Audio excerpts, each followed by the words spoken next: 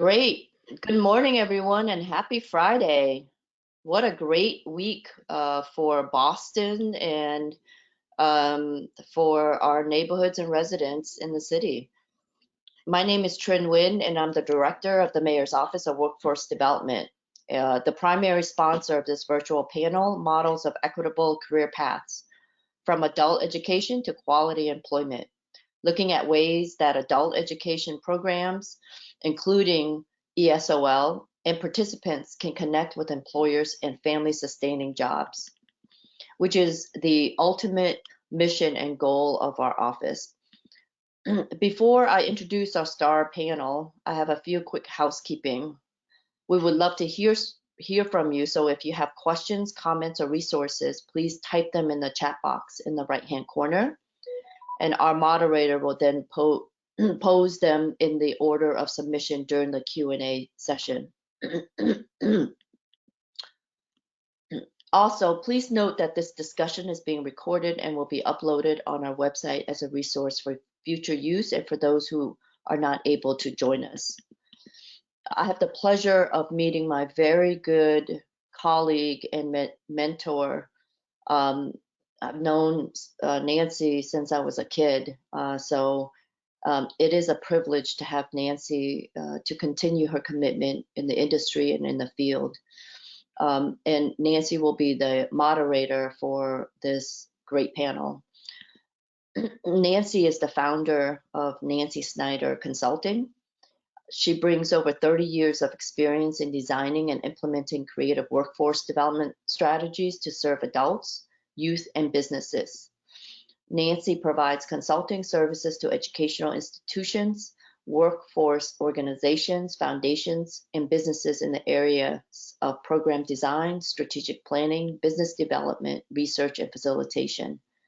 She served as the president and CEO of Commonwealth Corporation from 2007 until 2017, where she designated and executed strategies to strengthen the skills of current, unemployed, and emerging workers through innovative partnerships with industry, education, and workforce organizations.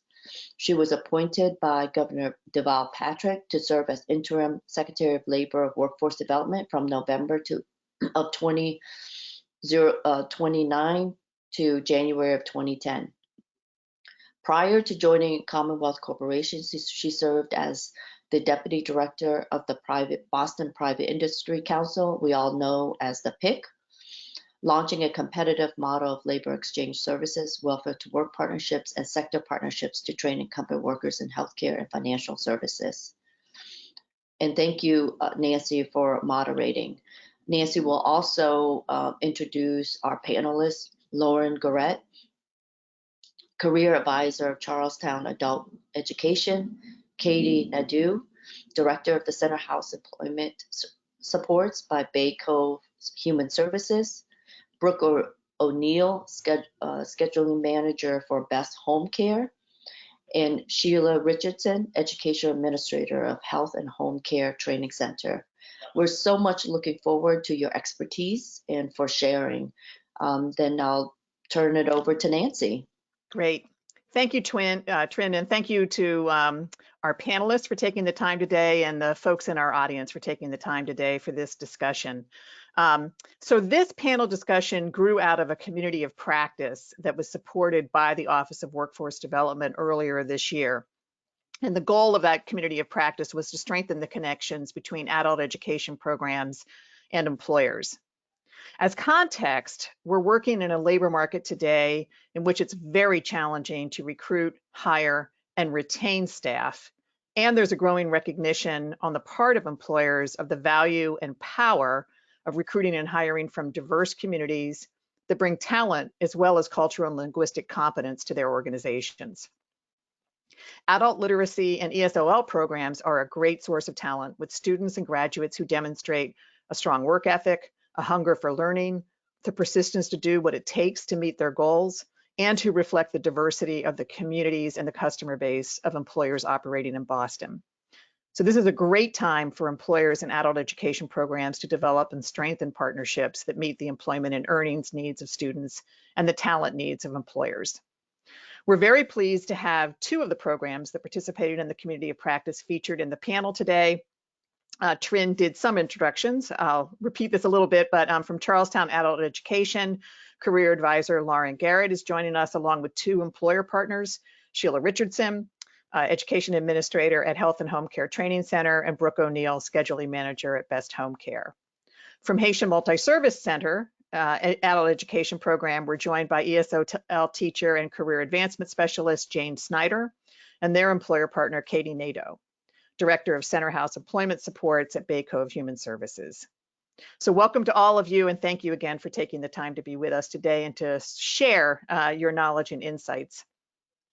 So our discussion today will start with questions that I'm going to ask of the panelists, and then we'll open up the discussion to questions from the audience.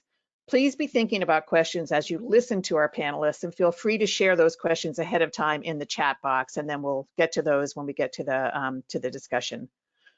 So we're going to start with Lauren and Jane.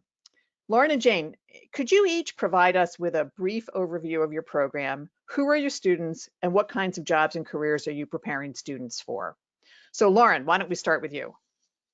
Okay, so let's see. The first question was like who our students are, right? And like who our clients are. So here at Charlestown, we serve a really diverse clientele. So we usually work with displaced workers, ESL students, high-set students, returning citizens. We recently started a reentry program.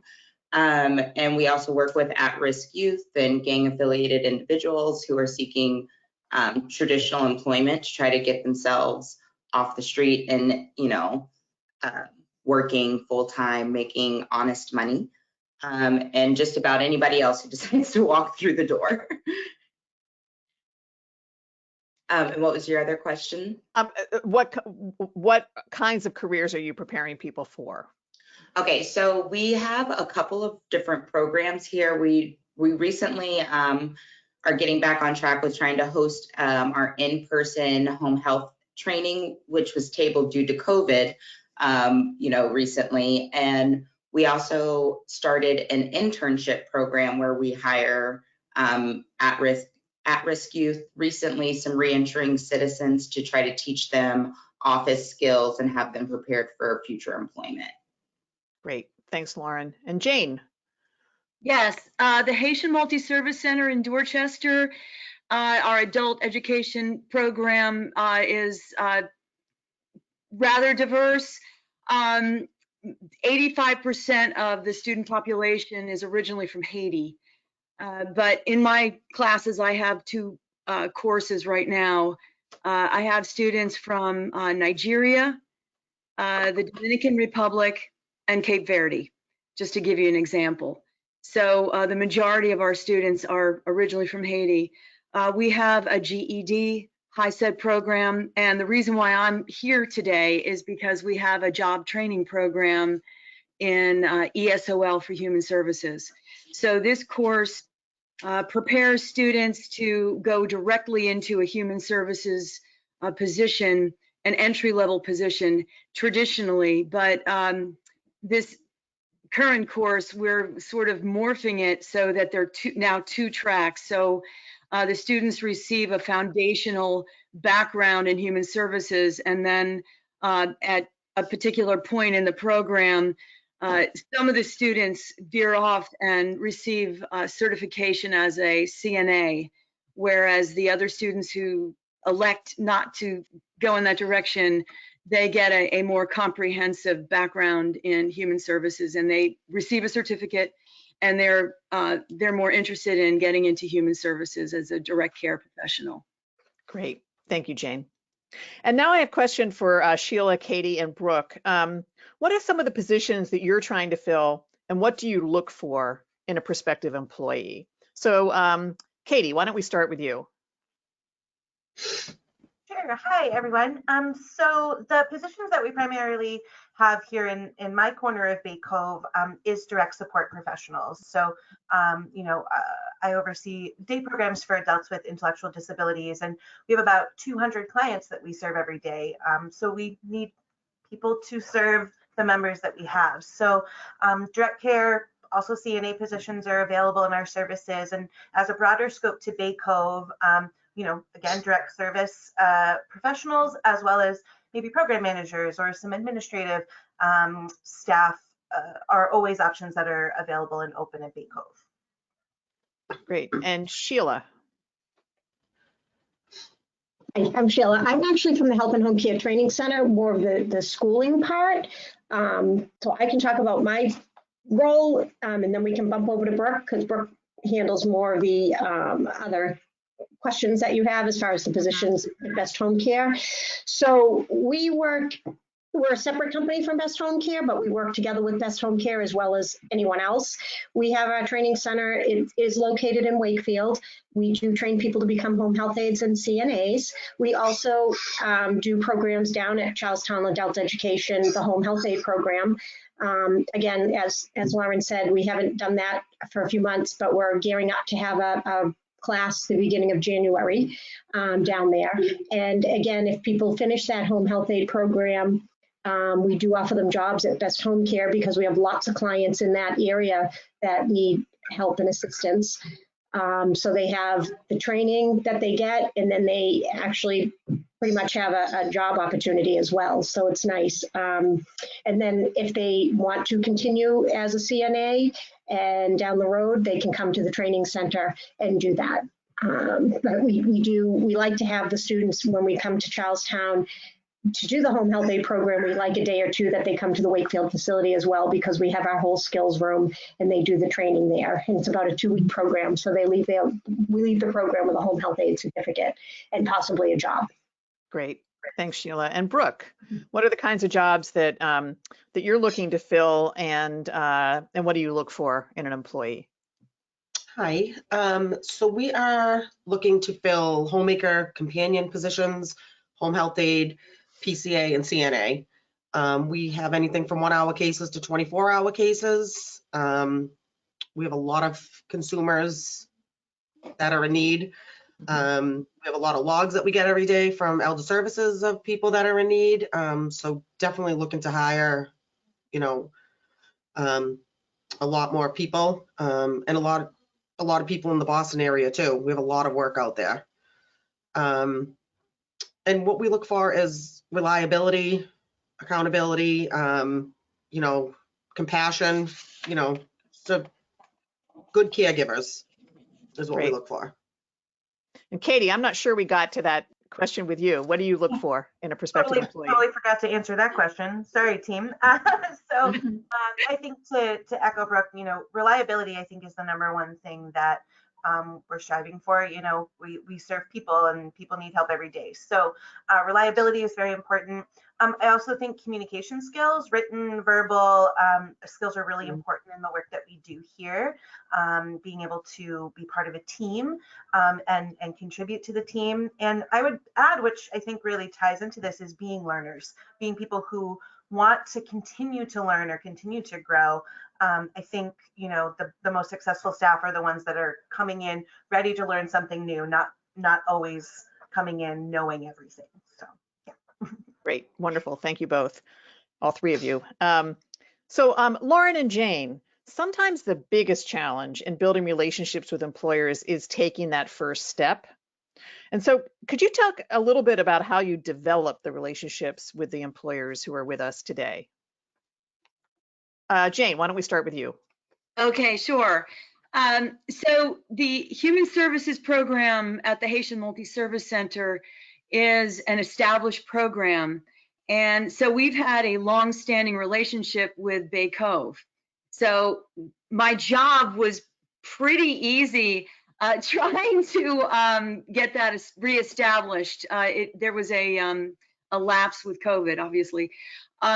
So I did make several phone calls, but and emails, etc. I persevered, and eventually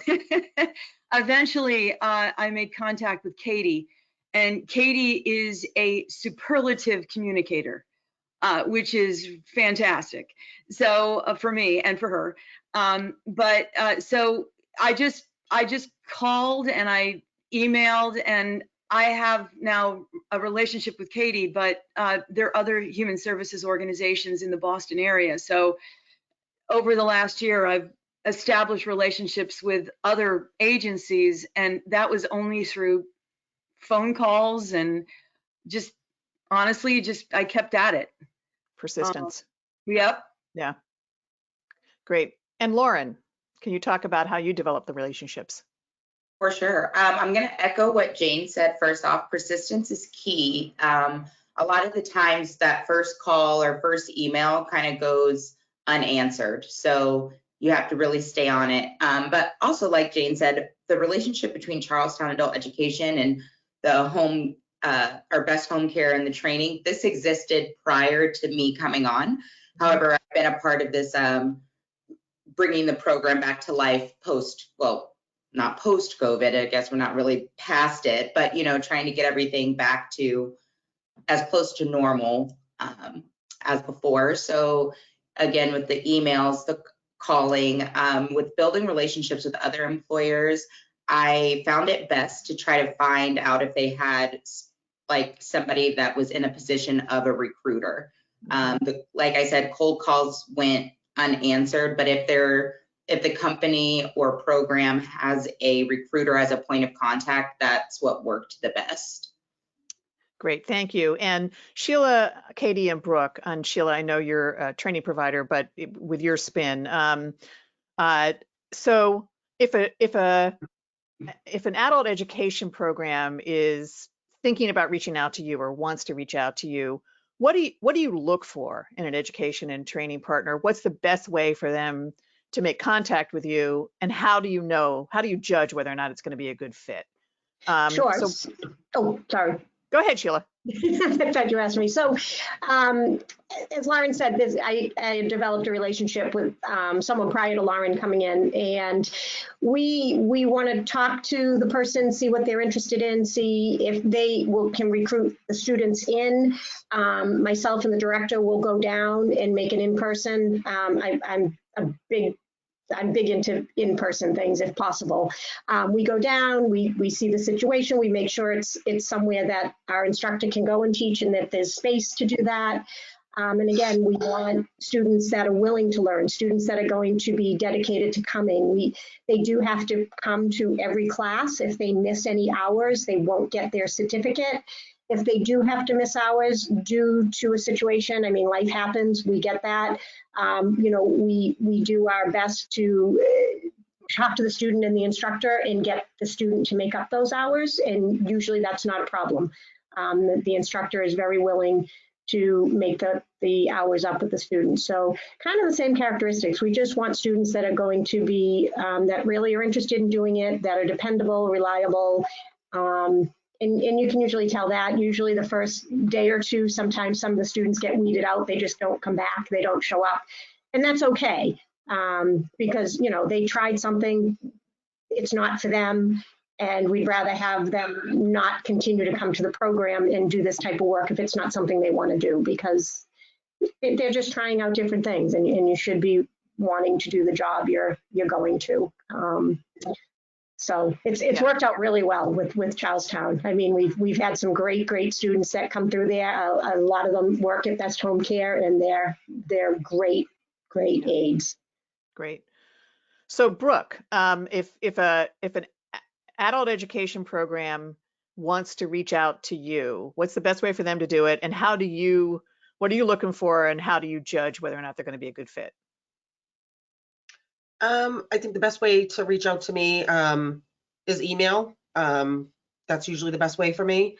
And I think what I would look for a good fit is a program like this that is training employees. Hopefully, onboarding for Best Home Care would be great out of the program. I think that's what I would be. I think I'm just looking for the training piece. We have homemakers that want to step up and become home health aides, and so I look for that kind of stuff that we can get them the training that they need to be the best they can in the field. When you say you're looking for that, how do you judge whether or not, do you look at curriculum? Do you just chat with someone at the program? How do you know whether or not they're sort of doing what would be necessary for people to be a good fit for your company? Well, it's always been the Home and Healthcare Training Center. Okay. Because they're affiliated with us. So that's always the school that I've been Okay. familiar with. So But that's of been course- your sort of strategy around that. Okay. And Katie, how about you? Yeah, so email I feel like is some of the best ways for me to have contact, and to speak broader for Bay Cove. I think reaching out to human resources departments is usually a good way if you're looking to make a new connection. Although selfishly for everyone here, you definitely can reach out to me if you'd like to make a new partnership. You know, and the things again, Jane said this, but we've had this partnership with the ESOL program, I want to say like 8 years or so, and we've kind of just like collaborated together with what the students wanted to do and maybe what would be beneficial from the program, and have kind of evolved it over time. In terms of what I would be looking for, I think like just the openness to engage and partner is number one. If that's there, then we're gonna have a great time and we're gonna figure things out and work towards it. I've definitely taken a look at the curriculum from the past. Jane shared the newer things when we reconnected after the pandemic-ish to do this most recent program. So, you know, I'm interested to share what's the training people are going to get. For example, if people can come in with CPR and first aid and maybe even medication administration training before they apply for a job, like that's great. Those are 3 primary safety things that are done. And I know at least for the ESOL program, Bay Cove's partnered with our training department to provide some of that training to the students as well. So yeah, I think like the training, just the knowledge, the understanding, and you know, communication through the process about changing needs for students and changing needs for the programs. Great, thank you. And Lauren and Jane, how do you work with employers to make sure that students are well prepared for these jobs? How do you how do you learn what it is well prepared means? And then how do you make sure that your program is doing that? And what are the biggest challenges in preparing students for these jobs? So Lauren, why don't we start with you? Okay.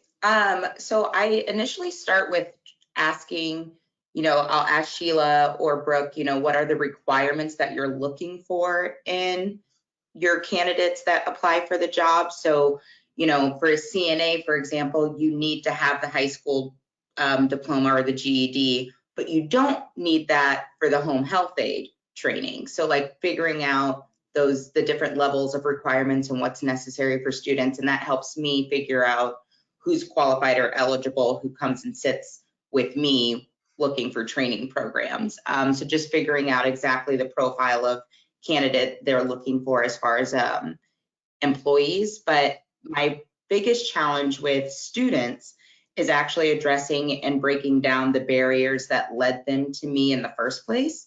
Mm-hmm. So, you know, a lot of people are, you know, having issues with maybe language is their problem, or childcare.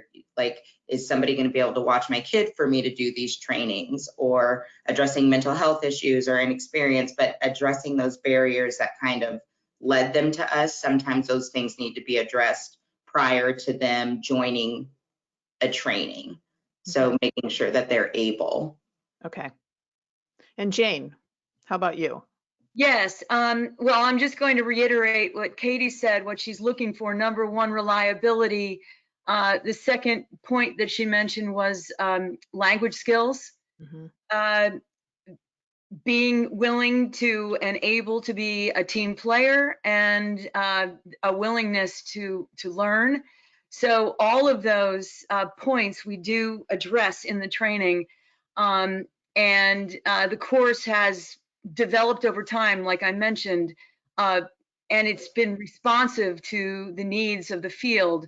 I can say that after communicating with some of the graduates of the program, there was a sort of a need for more emphasis on writing.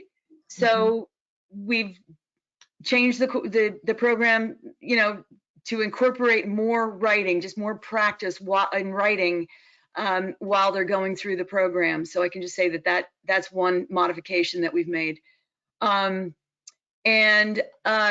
I would say the most challenging aspect of the program and just keeping the students on track is similar to what Lauren said, and that is the students have so many demands on their time, and many of the students have young children, and it's really a challenge and the program's pretty intensive and it's quite long. There's a big chunk of time every day. So it's very challenging for the students. They don't have, they don't have the family support if they've got little kids. That's the main thing, the demands on their time, because the desire is there. It's just that, yeah, that's the bandwidth challenge. may not be. So it's interesting because you raised that you've also talked to graduates about what, and that's interesting because it sounds like you both talked to them, you listened to them, and you made adjustments to the curriculum as a result of what their experience was, in addition to whatever the employer is telling you. Yep. That's great. And childcare, both of you mentioned as a major issue. Yep. Okay, so shifting to Sheila, Katie, and Brooke, I'm going to ask you the same question in a different way, which is how do you, and Brooke, you sort of, it may be, Brooke, you sort of said you work with the Health and Home Care Training Center as your answer to the question I'm about to ask. But how do you work with education programs? So if an education program and training program or training program wants to partner with you, how do you work with them to make sure they understand what your hiring requirements are, and that they're able to prepare people for those hiring requirements? So Katie, why don't we start with you this time? Yeah, sure. So I think probably the primary ways that I'm going to share from what I have done is talking about what the positions are that we have, what those requirements are in terms of like the non-negotiables, which would be, the schedule, having a driver's license to be able to provide transportation to the members. I think in my conversations with Jane this past year, it's really been about like time, and my program is a day service. Like I need staff to be here in the daytime, and that certainly is a challenge for a lot of people. So yeah, I think it's just that dialogue and communication about the positions that we have and what those requirements would be. And any new partner I would do the same with, right? Mm-hmm. So the potential students coming in, what is it that we can do to get some skills? For us in the ESOL program, we've actually had an internship process that has been pretty successful, so that the students are coming like one day a week to see what we do here at the program, and actually like giving the visual, like, sure, I want to help people, but here's really what these jobs will require. And I think we've kind of found two things. One, it like points to the people who really want to do that, and two, says, oh nope, that is not for me in human services. So I think those are always options for it. Visiting the program, talking with the clients, seeing that is a great way to partner to know what we're looking for and how to get the students that experience and that knowledge. Okay, great, thank you. And Sheila, you're obviously, you're not looking to employ people coming out of these programs, you're looking to train people coming out of these programs. So how do you make sure that programs that might feed into yours understand what the entry requirements are and that they're going to be successful in the program? Sure. So usually people that come to the training school are people that they're not coming from, another program. They're just individuals that want to take training. So they get in touch with me. We talk, we go over everything. They can register online. Once we have the class, like a week before the class starts, of course, once we speak, they're told all the requirements. They come in like a week before class starts. We kind of do a meet and greet. We fill out all the appropriate paperwork. They get to meet the instructor. They get to meet each other. There's background checks done on every student. So providing all that comes back Good. Mhm. They start class, say, on a Monday. And we do, obviously, we look to employ people at best home care if possible, but we also have job fairs during the program. Well, during COVID, we haven't. We're hoping to get back to that. And 8 or 10 companies will come and set up tables and talk to the students. If the students are continuing on into the CNA program, they do a clinical piece at a nursing home. And when they go to the nursing home, sometimes the nursing home wants to employ some of the students. So they get their skills through the classroom time, and at the nursing home, they have to pass certain tests. They have to pass skills tests. So they're well prepared when they finish the program. And usually any of them can get a job from multiple, whether through best home care, through the job fair, through the nursing home, or if they go out on their own. Okay, great. Thank you. Brooke. Okay, I was gonna. Do you have anything that you would add to either what Sheila said or how you answered the question the last time around about like how you work with education training programs to ensure that they understand your hiring requirements and are preparing people for those? I think you might be muted. Sorry, I've only worked with the home and healthcare training. Okay. I've never worked with another adult education. But I agree with Katie. The scheduling piece is a big piece for the students to understand. The commitment needs to be there. Just when I say to be a good caregiver, like it really has to just, I really look for that. Even human resources, when we hire here and we do our orientations and everything, it's very specific what we go over and what's needed. And so the girls and guys who come from the school have been great. They've been trained great, and it's been nice. All right, great. So I have a last question for each of you, and then we'll open up the discussion to questions and comments from the audience. Lauren and Jane, what's on your wish list for working with employers, and what could be better? Let's see, Jane, let's start with you. I've thought hard about this question, and I would say the number one challenge is just communication, getting through to people. It's been a challenge. It really has. Last year with COVID, we were at home. Everything was online.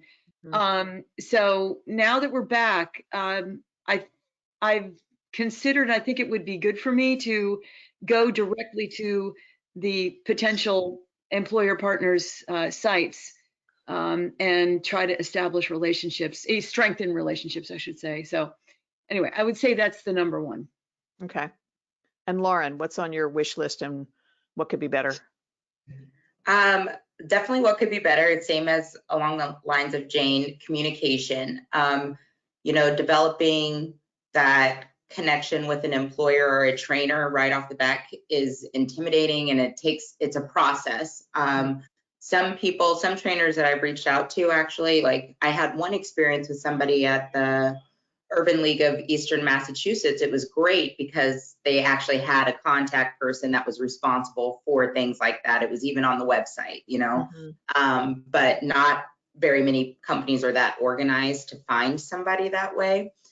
But as far as my wish list, for more in-person training opportunities to come to be here on campus for us, just because our residents and people who come to us in Charlestown, a lot of them have limited means of transportation. So it's very convenient when they can just walk down the street to us and come and get their training done.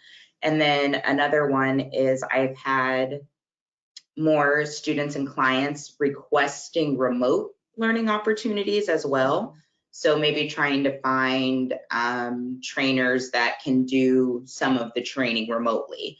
Of course, with home health aid and CNA, these things can't be done remotely. It requires a lot of hands-on instruction, but I have had people looking for remote training opportunities. So trying to find partners that offer that would be ideal. Okay, great. And Katie, Sheila, and Brooke, what's on your wish list for working with education and training partners, and what could be better? Katie, you want to start? Sure. So I guess I would start by saying just like sharing resources. So, and I know that's very broad to say because we're all hearing from different places, but you know, the only partnership I have right now is with the ESOL program. So, and that's just by happenstance that it's been around for a while, and that's my connection. So I think the sharing resources opportunities is really important, you know, knowing who is out there as adult educators, who want partnerships, who need those. And then I guess I would say, I don't know if it's better, but just different, you know, might be, and I wrote this down for myself, is maybe educating human resources, or when reaching out and contacting potential employer partners, you know, asking human resources, like, are there programs that perhaps would allow students to come in, or internships? I feel like using the word internship is a really helpful thing in my book, as someone who has a lot of interns all the time. You know, using those phrases could be helpful in human resources to kind of pass along to the places they know that are doing it. So yeah, and I would just say, like, the continued collaboration on my end for it. You know, if you're open, I'm open, we're going to be great. Okay, great. So part of the challenge for you is knowing what the programs are that are out there. And so them reaching out to you is a good thing.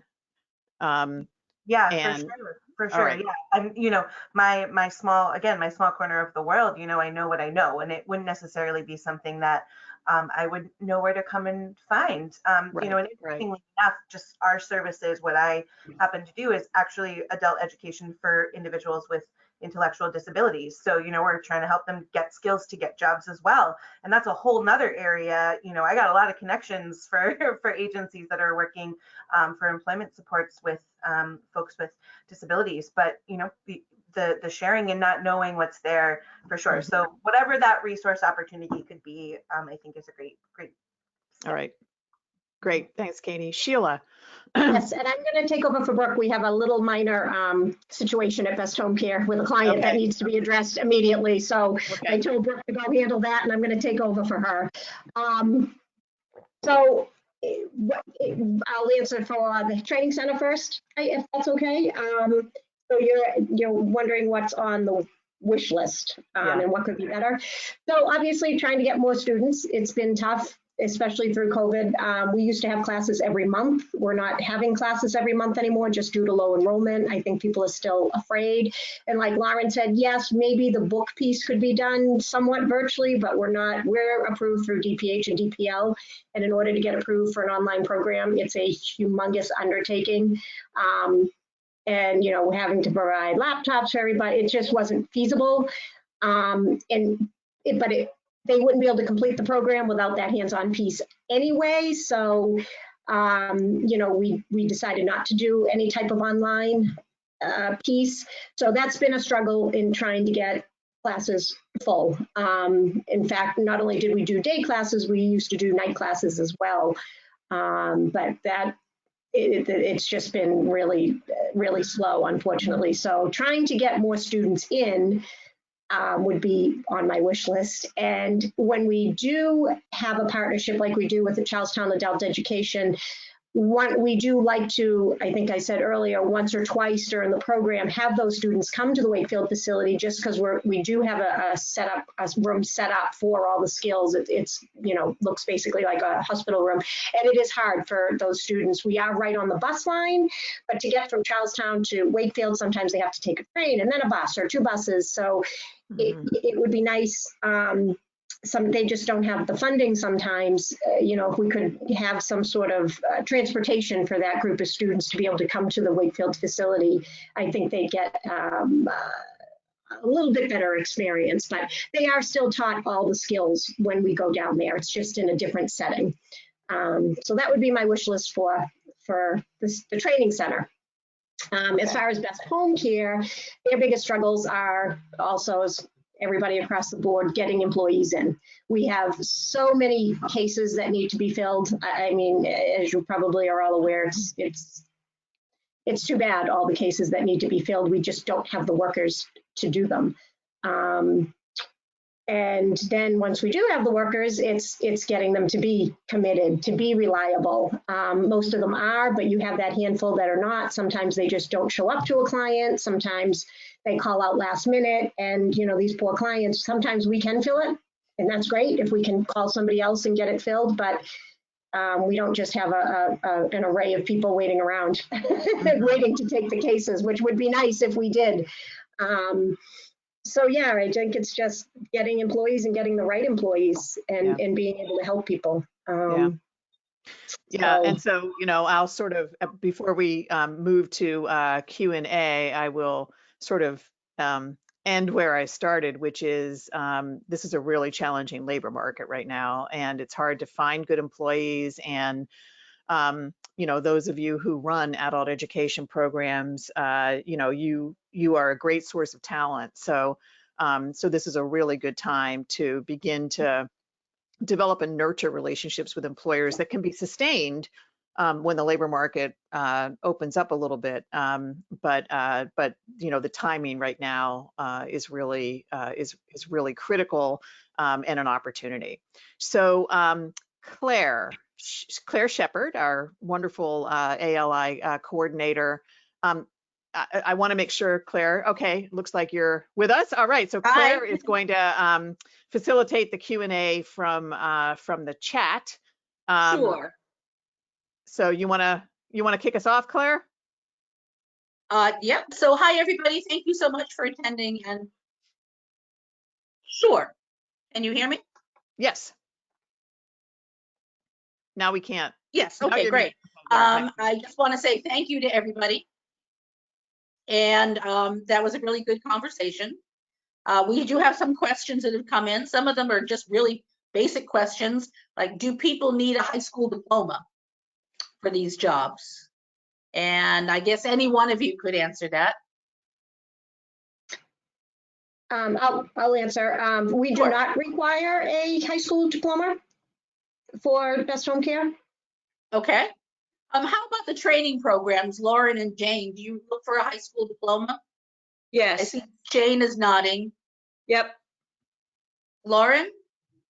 Sorry, I had to unmute myself. So I believe, and I think this is correct, Sheila, but in Massachusetts, you don't need the high school diploma for the home health aide, but you do need one for a CNA. So, assessing that need out of the students who come to me expressing interest, especially if it's one of our high set students, then I know, okay, well, you need a home health aide training program, not a CNA training program. So assessing that. Yeah, and I'll just clarify that at the training center, you don't need a high school. We do have some students that have been 16, they're in high school still, and they come through and do the CNA program. Yeah. Okay. Yeah, so that, yeah, we don't require that. Okay. And we had, sorry? Yeah, this is Jane. Yeah. I just want to say that the reason why we do require the high school diploma is because the human services organizations require it. So that's, we require it for the training program. Right. Well, there's no point in training someone if you can't get them a job on the other end. So that's the reason. Another question that came in is being bilingual an advantage, either in training or in the job market? Is that something that maybe employers look for? Katie, you're nodding your head. Yeah, I mean, we don't look for it specifically, but we definitely have a very diverse clientele. So, if there is, the places I actually find it the most helpful is if I have a client coming in whose parent, maybe they live with still, is not able to communicate as effectively in English. So having a bilingual staff is really great because we can share what we're doing in the program with the parent, because there's not always a lot of providers that are able to give that support to parents or families, as well as individuals. So it's definitely a bonus, if a student is, I would also just add that it's a great way to connect culturally with our individuals. A lot of our guys with developmental disabilities don't necessarily always have those connections to what their heritage or their culture is. So, when we have staff that are bringing that in, it's really great for them to see how that can grow and build into a strong relationship with staff. Okay, great. Anyone else on the bilingual question? I Yeah, would say sure, for best Sheila. home care, yeah, for best home care, absolutely, it's a bonus. Again, we don't go looking for it as that the only piece, but we have a lot of clients out there that request a certain actually we have some that request a Haitian speaking aid or Spanish speaking aid. So to have a bilingual caregiver is a huge bonus for us. Okay, great. Good to know. There's a question about work shifts. So assuming that a lot of these jobs are kind of shift work, are those shifts regular and reliable? I guess I can speak a little bit to that. So for my program specifically, if meeting the requirements of a full-time position, yes. So, 40 or more hours a week, and that would be a regular schedule. If choosing to work as a full-time or a part-time staff in any one of our programs, there would be consistency, but it of course would be to the schedule that the program needs. There are positions for per diem or relief. Those are the words that we use here at Bay Cove, which have less consistency because it's as a relief, right? Like you're filling in a need. But I will say I have per diem staff that work like 35 hours a week, every week, probably for the last 3 years because of the staffing shortages that we have in human services. So there's sort of this balance of what you're able to work as a per diem or relief that can counter with what the need for the program is. But yeah, I would say like if consistency is there, if people are able to do full time, it's very consistent. Great. I think that question comes out of, from my experience anyway, that people need to be able to plan, for things like childcare and transportation. And so they like to know what their shifts are going to be. Kind of a basic question for the training programs. How long are the courses? And I think some of you addressed this somewhat. Are they in person or are they online? Why don't we start with Jane? I think you mentioned that your course was a long one. Yeah, it's pretty long. It's 4.5 months. And it's about 20 hours a week, 25 hours a week. And the students participate in an internship after they've been in the program for a couple of months. We do a lot of intensive English language learning. And then once they've been in the program for, like I said, a couple of months, then they will then continue in the program and participate in an internship. So it's a lot of time. It's a pretty big time commitment. Okay. And your program, Jane, is remote or it's in person? It's in person. Okay, great. It was remote. We did it remotely, but now it's in person. Okay. Lauren, how about you? How long is your training program? I believe it's 2 weeks, but it is a full day. So it's, I think, 9 to 3:30.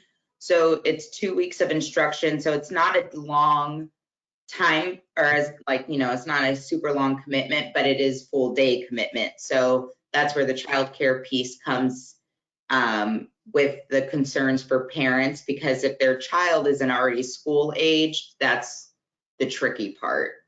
Sure.